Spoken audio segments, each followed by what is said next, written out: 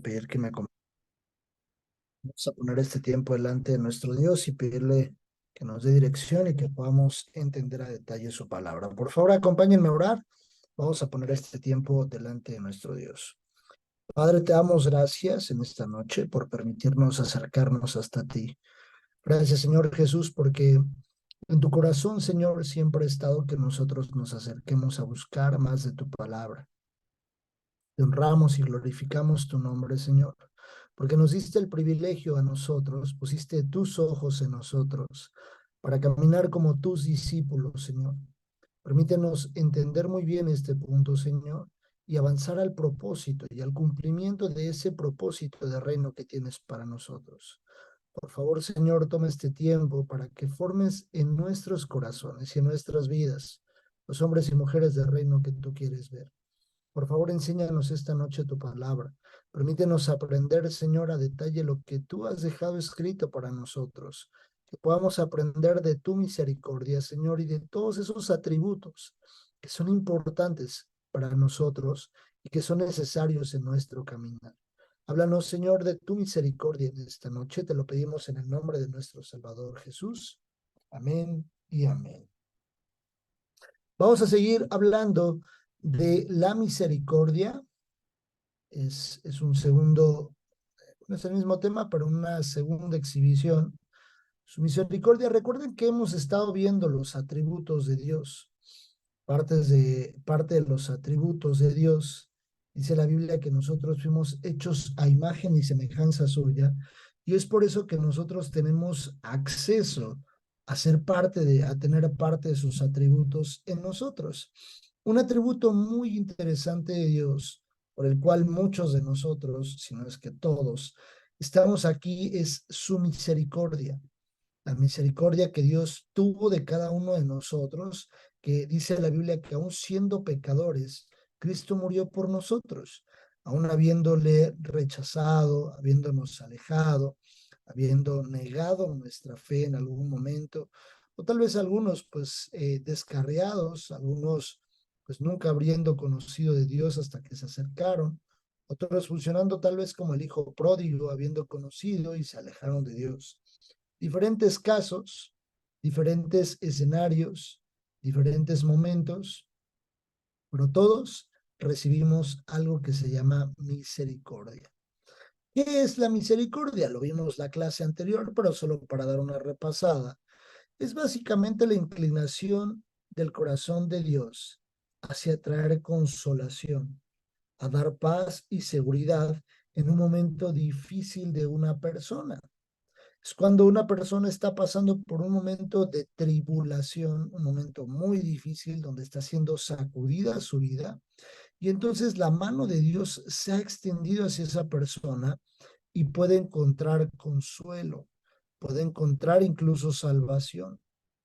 Algunas personas como pues nosotros, de repente cuando alguien se equivoca, cuando alguien comete errores muy graves, una de nuestras principales formas de actuar es alejándonos, alejándonos de la persona y dejando a las personas a un lado, o tal vez juzgándolos.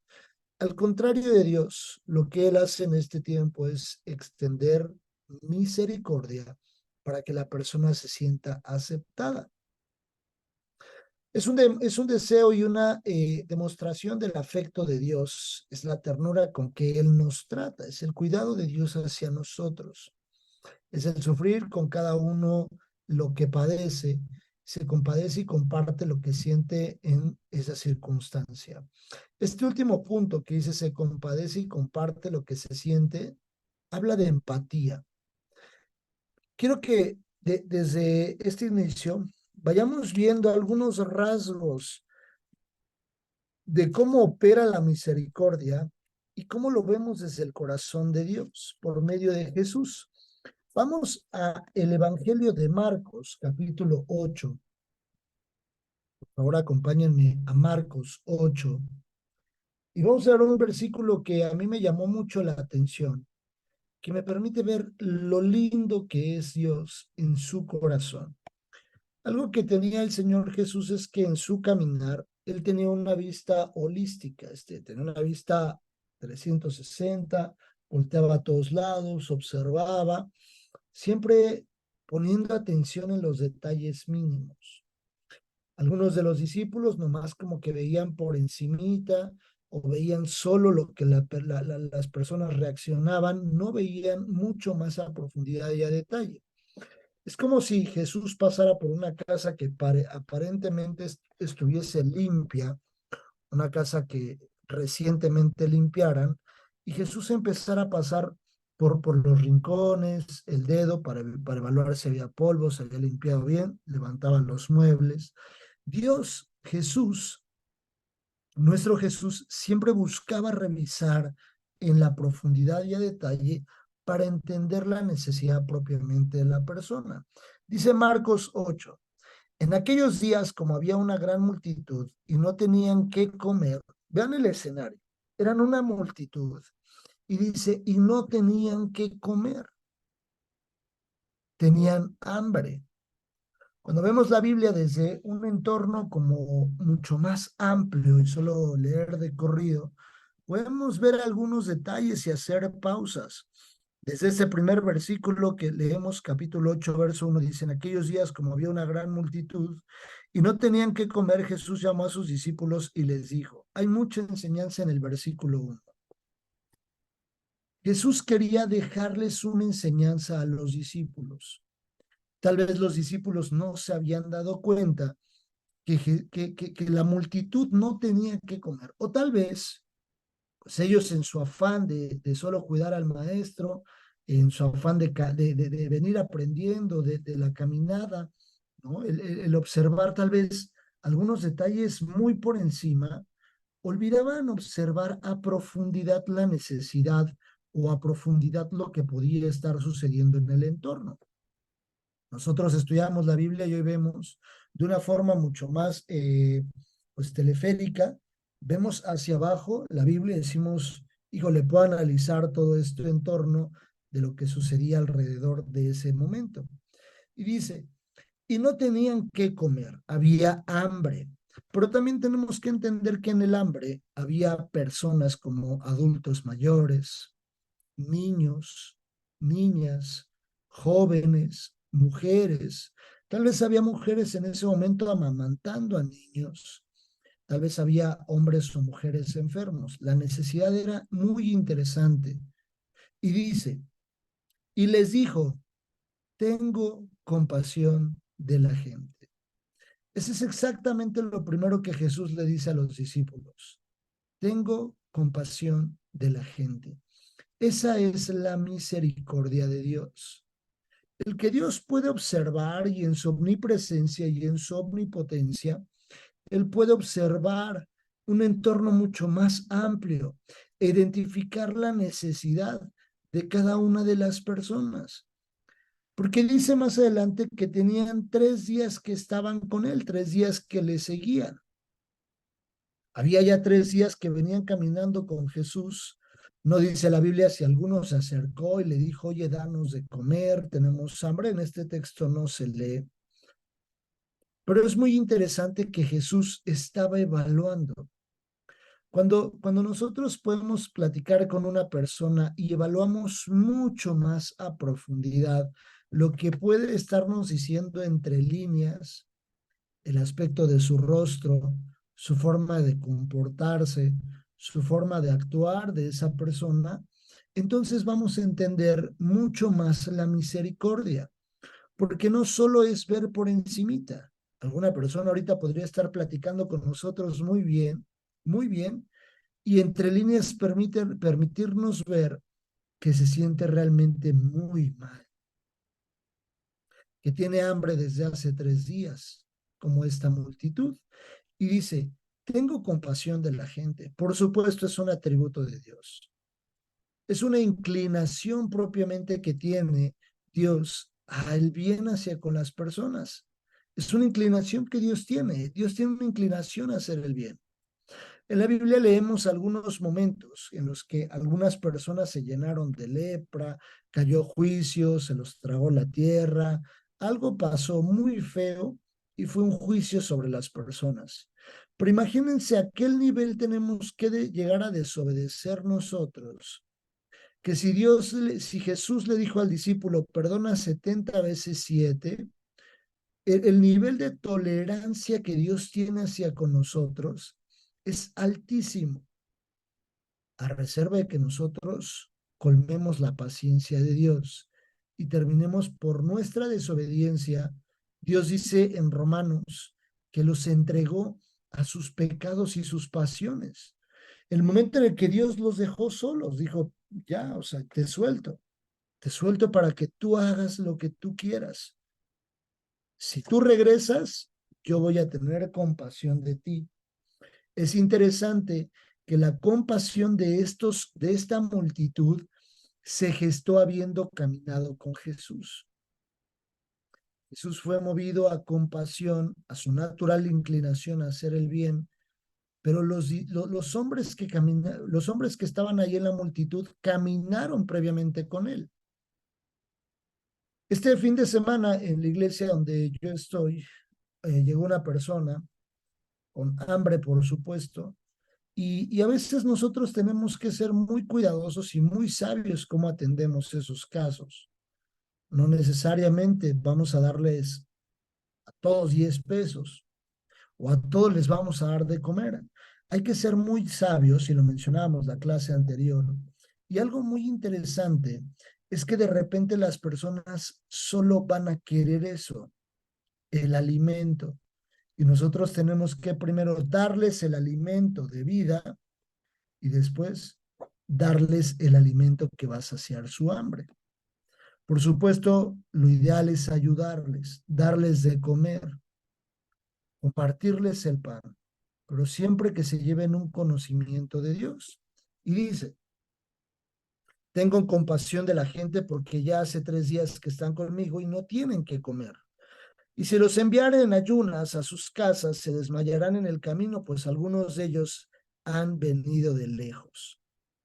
Sus discípulos le respondieron, ¿de dónde podrá alguien saciar de pan a estos aquí en el desierto? Él les preguntó, ¿cuántos panes tenéis? Ellos dijeron, 7.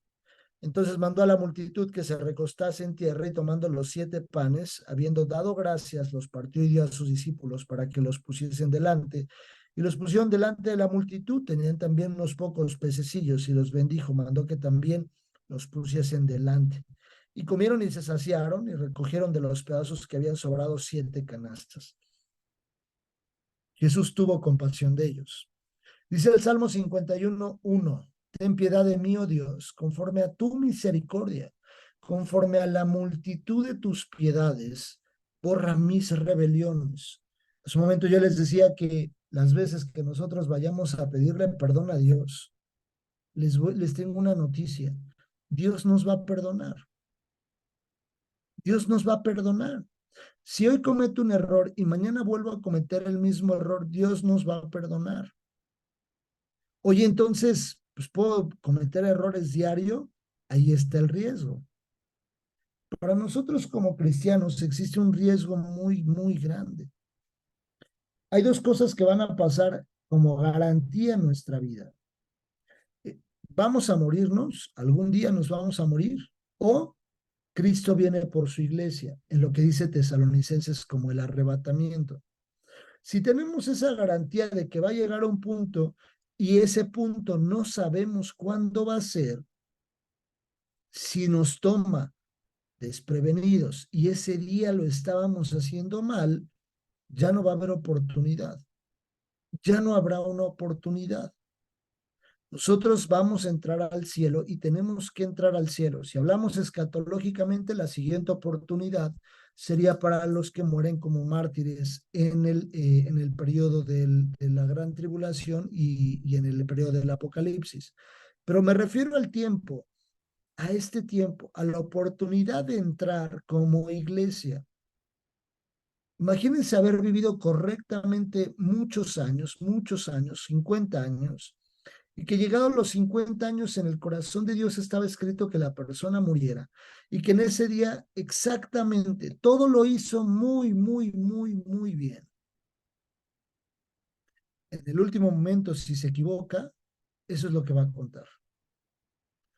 no cuenta cómo la persona inició, sino cómo va a terminar. La persona pudo haber iniciado muy, muy mal y terminar de lo mejor. He conocido casos de personas que lo hicieron muy mal tal vez en su vida y el último segundo de su vida en el hospital o agonizando, Dios trae misericordia, la persona se arrepiente y en el último segundo puede entrar. Por eso es tan importante que nosotros que conocemos, cuidemos y no pequemos de siempre pedir perdón a Dios por el mismo error. Lucas capítulo 15 nos relata una muy, muy, muy, muy interesante historia. Lucas capítulo 15, donde podemos ver también el ejemplo del corazón de Dios.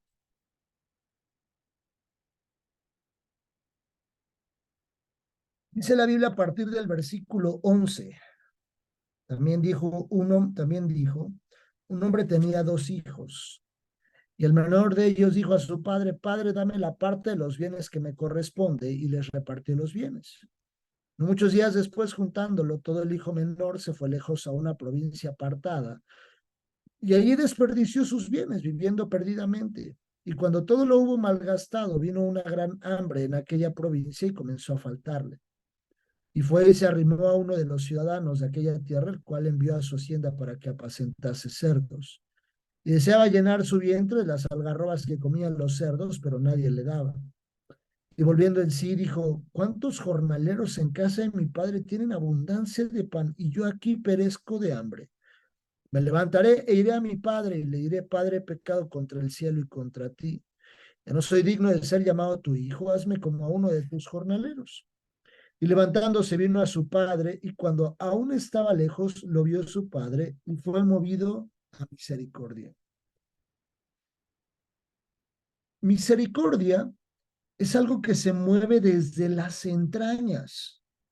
En el original griego, cuando hay bueno, cuando ustedes ubiquen la palabra misericordia en el original griego, hace referencia a un movimiento desde las entrañas, a hacer el bien, a tener piedad, compasión y a tener empatía de lo que está sucediéndole al de enfrente. El padre en ese momento difícilmente podría decirle a su hijo, te lo dije, eso te iba a pasar. No leemos que le dijera eso el padre, ¿verdad? Al hijo. No leemos que Dios, cuando nosotros vamos con Dios y le decimos, Señor, ¿qué crees que me volví a equivocar? Otra vez lo hice muy mal. Y no escuchamos a Dios diciéndonos, te lo dije, yo te dije que si te ibas por ese camino te iba a ir mal. Está implícito en la Biblia, está implícito que si nosotros tomamos otro camino, las consecuencias serán muy graves, pero Dios no nos recibe así. Dios no nos recibe así, diciendo, te lo dije, siempre es lo mismo contigo. Es importante que nosotros identifiquemos que la misericordia es parte de los atributos de Dios, pero que también habitan en nosotros y que es un atributo que se tiene que trabajar. Dice la Biblia, lo vio su padre al verlo. Imagínense cómo lo vio. O sea, cómo vio al hijo pródigo que venía de andar ahí apacentando a los cerdos, de andar comiendo algarrobas, que fue movido a misericordia, pero es un movimiento desde las entrañas, en el que el padre corrió, se echó sobre su cuello y lo besó. Y le dijo, tú eres mi hijo. Estoy seguro que si este hijo pródigo volviera a hacer lo mismo, el padre lo recibiría de la misma forma. ¿Por qué estoy tan seguro de eso? Porque yo lo viví en muchas ocasiones en mi vida, irme y regresar a Dios, irme y regresar a Dios, y Dios nuevamente recibiéndome con amor, con su abrazo, con la extensión de sus brazos, viéndome de lejos, en las peores condiciones, y corriendo hacia mí, echándose sobre mi cuello y dándome un beso diciéndome, yo soy tu papá, aquí estoy, hijo. Esa es exactamente la actitud que cada uno de nosotros tenemos que tomar. El hijo pródigo, el papá, dice la Biblia, que fue movido a misericordia. Y ese movimiento a misericordia es un movimiento desde las entrañas. Oseas capítulo 6, para que lo veamos ya aplicado, Oseas capítulo 6, verso 6. Oseas 6, 6.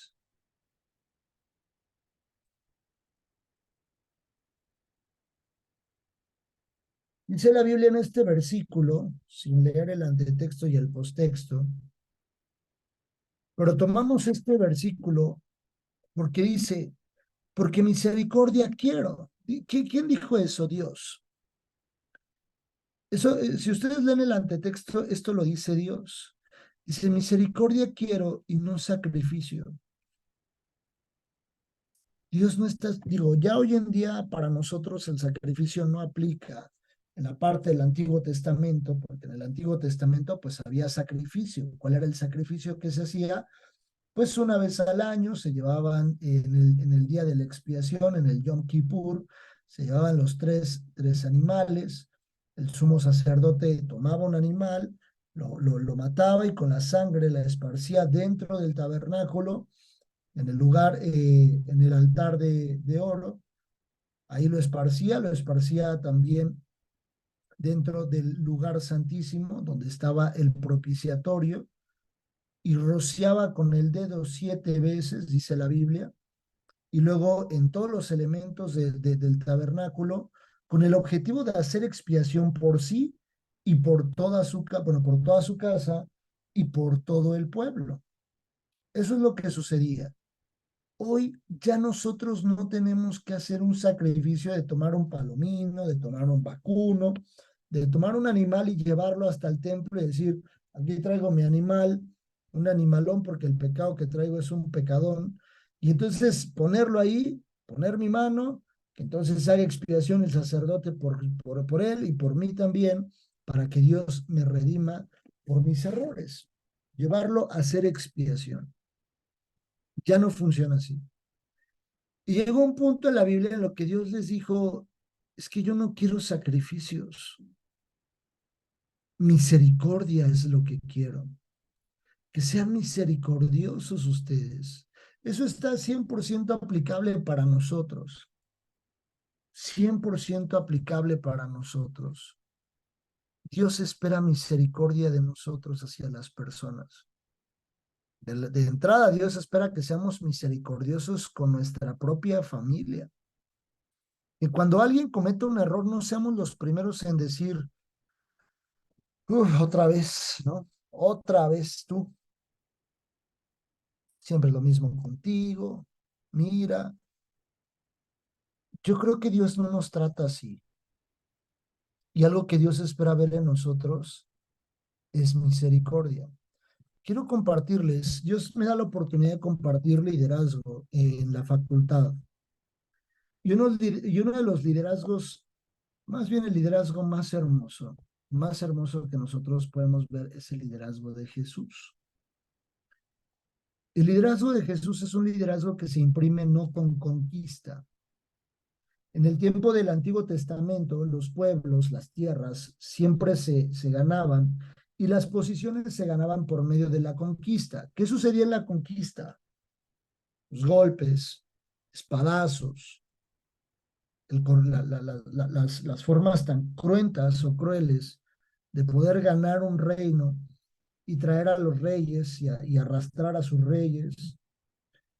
Por ejemplo, hay una película que me gusta mucho que es la película de Troya. Vemos ahí un ejemplo de cómo es exactamente lo que se hacía en ese tiempo. Cuando este hombre Aquiles mata al otro rey y cómo se lo lleva arrastrando. Es que así funcionaba en ese tiempo. Así se marcaba el liderazgo. Y el que hacía eso era el líder para todos porque era el más temido. Todos le temían a ese hombre. Nadie podía contra él, por eso es que era uno de los líderes más importantes. Es muy interesante que el liderazgo que marca Jesús para nosotros en la Biblia es un liderazgo muy distinto. Cuando Jesús toma a sus discípulos y les dice, les voy a lavar los pies. Cuando Jesús se sienta con un Judas que sabía que lo iba a traicionar, que Judas le iba a hacer mucho daño, que Judas lo iba a cambiar por unas monedas de plata, Jesús se sienta con él. Con Pedro que lo iba a negar 3 veces. Con todos, que ninguno se iba a quedar cuando el maestro iba a estar pasando el momento más difícil. Ese es el liderazgo que Dios quiere y está esperando de nosotros. Un liderazgo basado en misericordia. Por supuesto, hay reglas. Por supuesto, debe de haber mano dura en algunos puntos. Pero el liderazgo que Dios espera y el liderazgo que Jesús dejó marcado en la tierra para nosotros es un liderazgo basado en el servicio, basado en la misericordia y el amor por otros. Aunque Jesús le contestaba muy fuerte a los fariseos, eso no quería decir que Jesús no tuviera misericordia de ellos, porque en muchas ocasiones se sentó a comer con ellos, porque seguía entrando en la sinagoga, porque les seguía hablando y si les hablaba fuerte era con un objetivo, porque tenía misericordia. Y dice, porque misericordia quiero y no sacrificio, y conocimiento de Dios más que holocausto. Esa es una de las cosas que nosotros estamos haciendo aquí cuando estudiamos la facultad, cuando nos sentamos a estudiar la Biblia. Algo que Dios está esperando de nosotros es que tengamos conocimiento de Él, que conozcamos más de Él. Misericordia y conocimiento. Mateo capítulo 9, porque esto mismo lo dijo el maestro, esto mismo. Vamos a Mateo capítulo 9.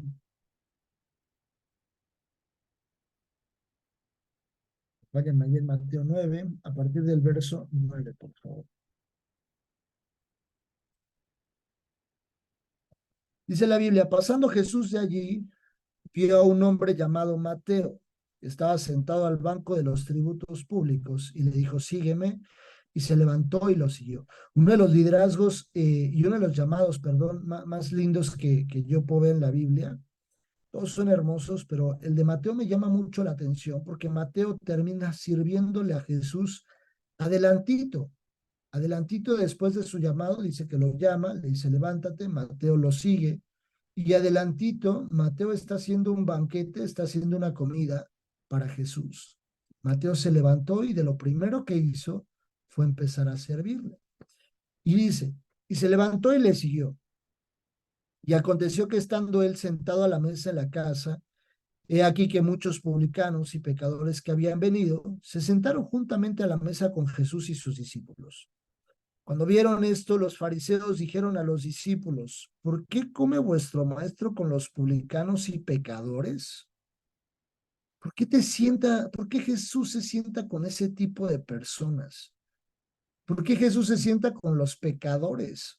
Si los pecadores se sientan allá, los que somos santos, los que estamos en otro nivel, los que vestimos de traje, los que no nos, los que sí somos santos, los que oramos allá afuera, en las calles, en las esquinas, eso hacían los fariseos, los que leemos la Biblia y compartimos en las sinagogas, nosotros no nos juntamos con los pecadores.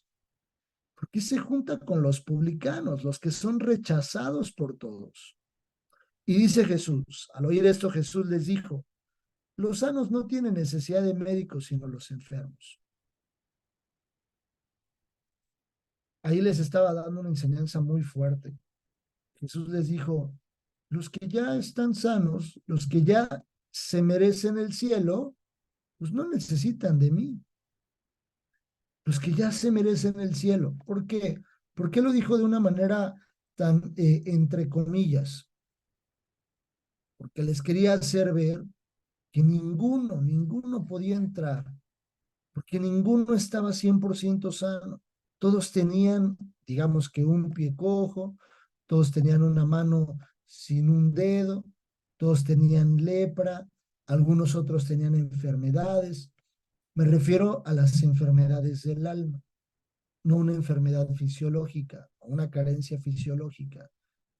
Todos tenían una necesidad. Y dice Jesús, los sanos no tienen necesidad de médicos, sino los enfermos. Y pues, y aprended lo que significa misericordia quiero y no sacrificio. Lo mismo que dijo Oseas, Jesús lo estaba repitiendo.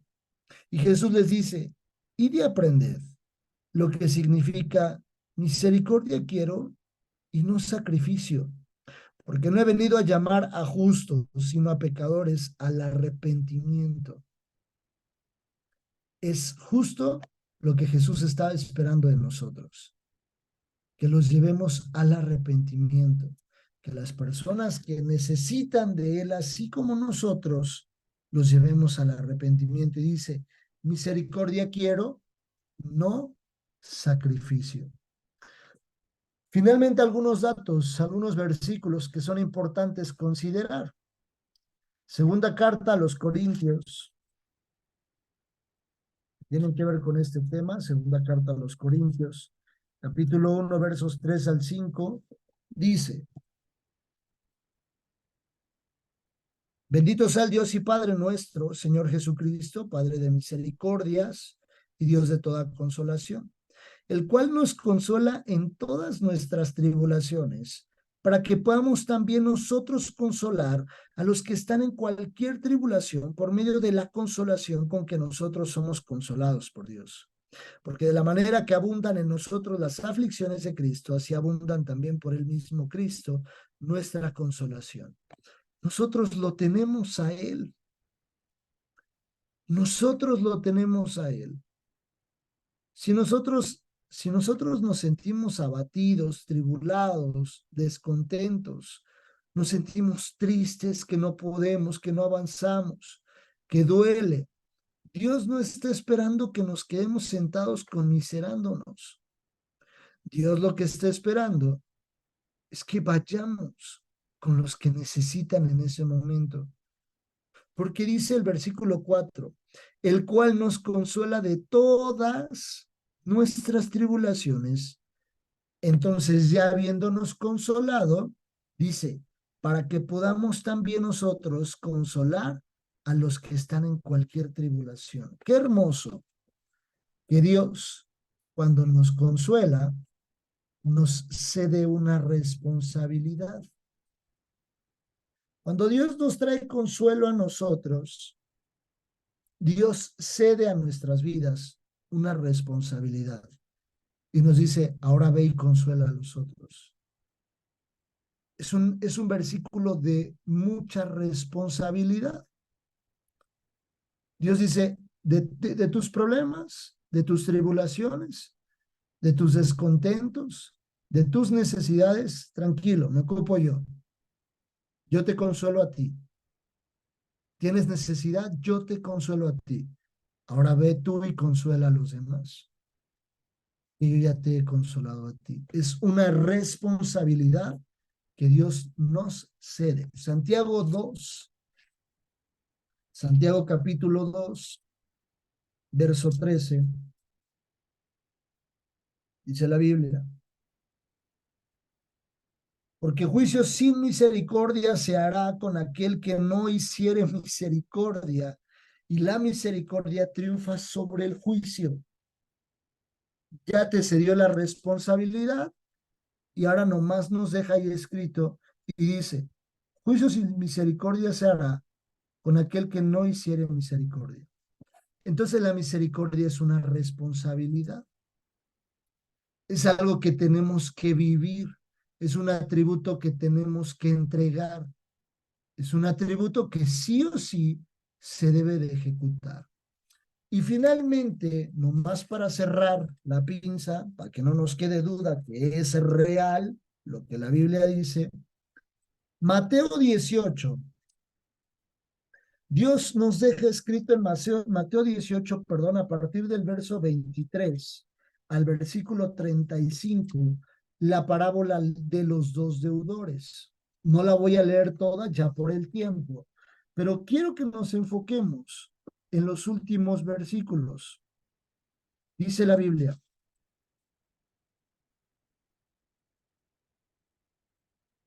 Bueno, lo voy a leer para tener el contexto de todo. Desde el 23 de corrido. Y nada más hago énfasis en los versículos. Por lo cual el reino de los cielos es semejante a un rey que quiso hacer cuentas con sus siervos, y comenzando a hacer cuentas le fue presentado uno que le debía 10,000 talentos. A este, como no pudo pagar, ordenó su señor venderle y a su mujer e hijos y todo lo que tenía para que se le pagase la deuda. Eso es justicia. Entonces aquel siervo postrado le suplicaba diciendo: Señor, ten paciencia conmigo y yo te pagaré todo. El señor de aquel siervo, movido a misericordia, le soltó y le perdonó la deuda. Pero saliendo aquel siervo halló a uno de sus consiervos que le debía 100 denarios, una cantidad mucho menor, y haciendo de él le ahogaba diciendo: Págame lo que me debes. Entonces su consiervo, postrándose a sus pies, le rogaba diciendo: Ten paciencia conmigo y yo te lo pagaré todo. Mas él no quiso, sino fue y le echó en la cárcel hasta que pagase la deuda. Viendo sus consiervos lo que pasaba, se entristecieron mucho y fueron y refirieron a su señor todo lo que había pasado. Entonces, llamándole su señor, le dijo: Siervo malvado, toda aquella deuda te perdoné porque me rogaste.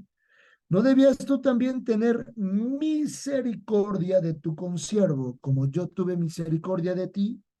Entonces su señor, enojado, le entregó a los verdugos hasta que pagase todo lo que le debía. Así también mi Padre Celestial hará con vosotros si no perdonáis de todo corazón, cada uno a su hermano, sus ofensas. Misericordia. Si nosotros no entregamos misericordia, hay una consecuencia. Hay una consecuencia. Leo nuevamente Santiago, que a mí me dio durísimo. Dice: porque juicio sin misericordia se hará aquel que no hiciere misericordia. Lo dejo ahí en la mesa. Yo sé y confío y creo que Dios nos habló esta noche a cada uno de nosotros. ¿Alguna duda o comentario? ¿Todo está claro? La misericordia de Dios, ¿todo está claro? ¿Sí? Fine. Sí, Perfecto. perfecto. Muy bien. Sí. Sí, muchas gracias. Gracias a Dios. Por favor, acompáñenme a orar. Vamos a cerrar este tiempo. Y vamos a pedirle, por favor, a Dios que nos dé un corazón misericordioso. Dios, te damos gracias por tu palabra. Gracias, Señor, porque has sido tan bueno, Dios. Gracias por tu amor, por tu cuidado, Señor, por el consuelo, por el abrazo, Señor, cuando hay tribulación. Porque estás, Señor, cuando estamos, Señor, inconsolables. Tú nos abrazas y nos amas. Tienes misericordia de nosotros, Dios. Por hoy nos queda claro, Señor, que al tener tu misericordia, nos cede, Señor, un derecho y una tarea muy interesante: tener misericordia con los demás. Permítenos tener un corazón misericordioso como el tuyo, que podamos vivir, Señor, este atributo todos los días, 24/7, Señor, que podamos vivir con este atributo latente en nuestras vidas y que seamos considerados como hombres y mujeres, como discípulos tuyos, que tenemos misericordia de los demás. Te damos gracias, Dios, por tu amor, por el cuidado y la bondad que tienes hacia nosotros. Te entregamos este tiempo, Señor, dándote toda la honra, toda la gloria y toda la alabanza. En el nombre de nuestro Salvador Jesús. Amén y amén. Que Dios les guarde, que Dios les bendiga y que pasen bonita noche. Cuídense mucho. Un fuerte abrazo a todos. Bendiciones, Bendiciones, hermano. profe. Buenas noches. Bye. Bye, bye. Bendiciones, gracias. Gracias a Dios. Un abrazo, amigo.